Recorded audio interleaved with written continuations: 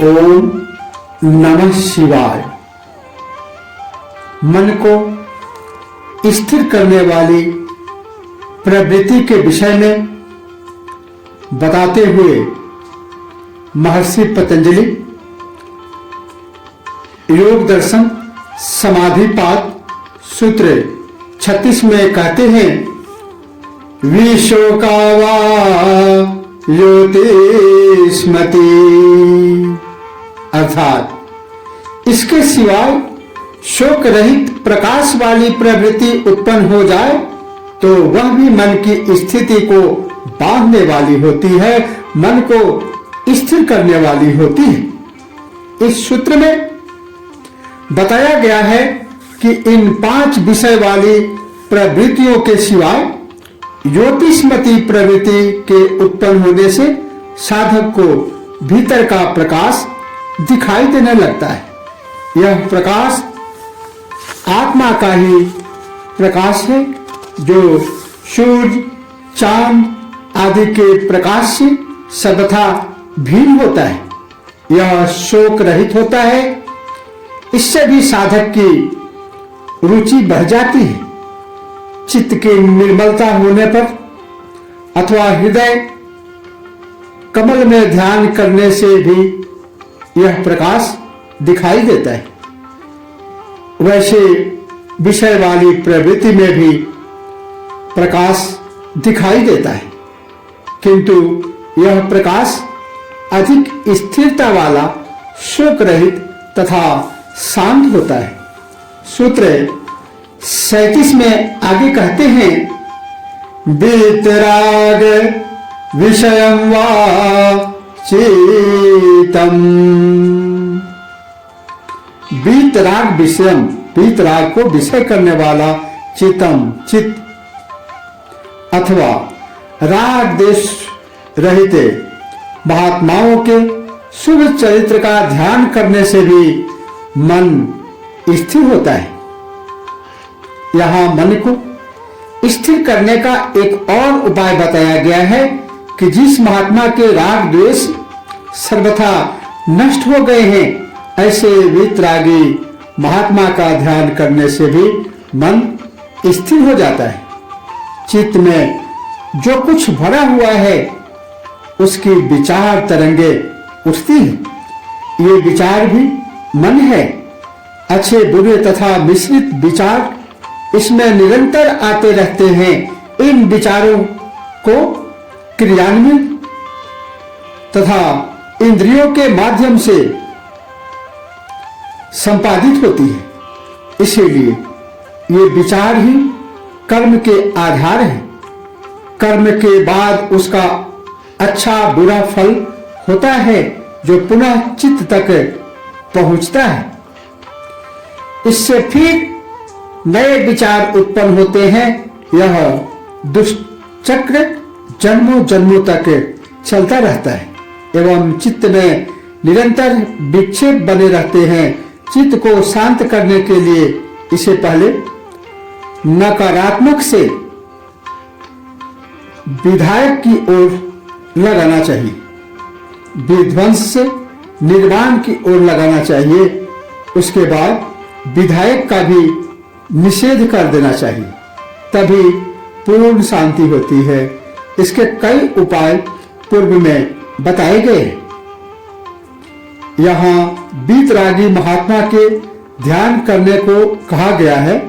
हम जिस प्रकार के व्यक्ति का ध्यान करते हैं वैसे ही हमारे विचार बन जाते हैं, क्योंकि उसके अदृश्य विचार तरंगे हमारे मन को प्रभावित करती है।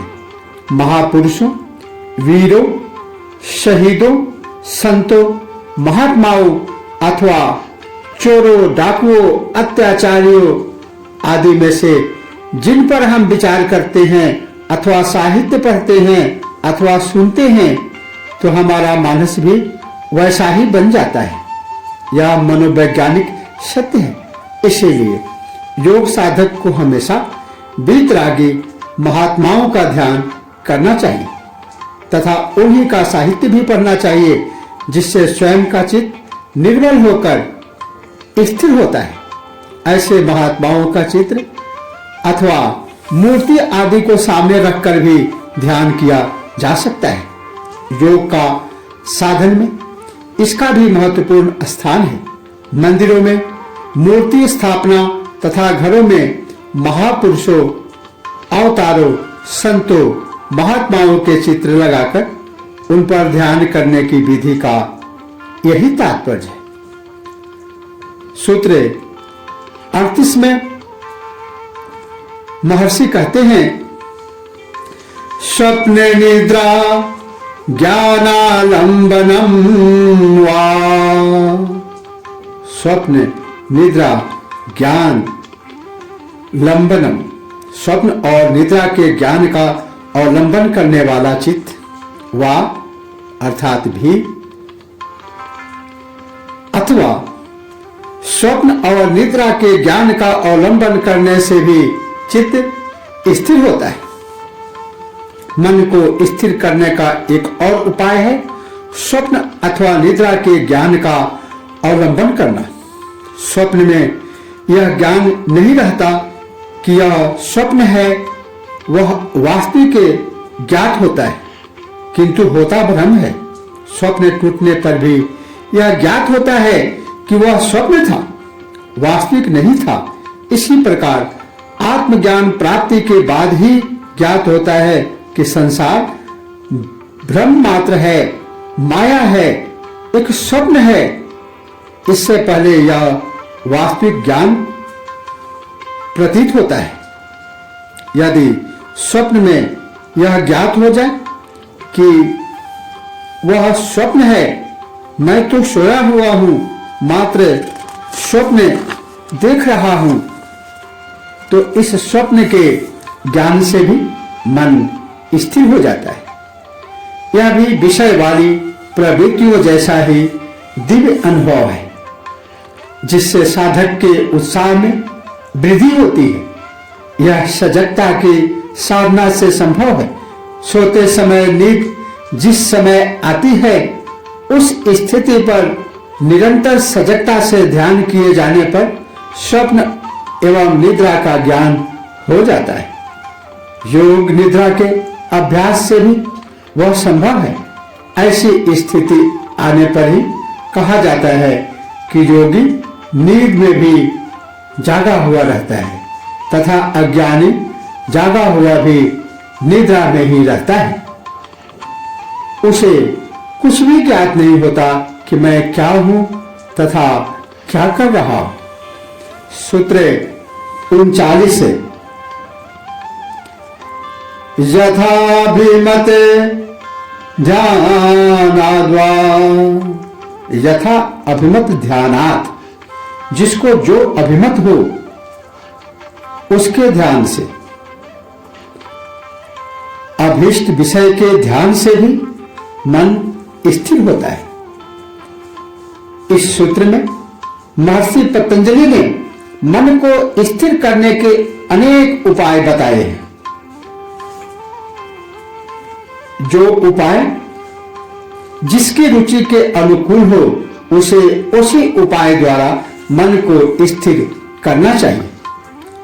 इस सूत्र में महर्षि कहते हैं कि इसके अलावा भी जिन्हें वे साधन रुचिकर न लगे, वे अपनी पसंद के विषयों में ध्यान करके मन को स्थिर कर सकते हैं।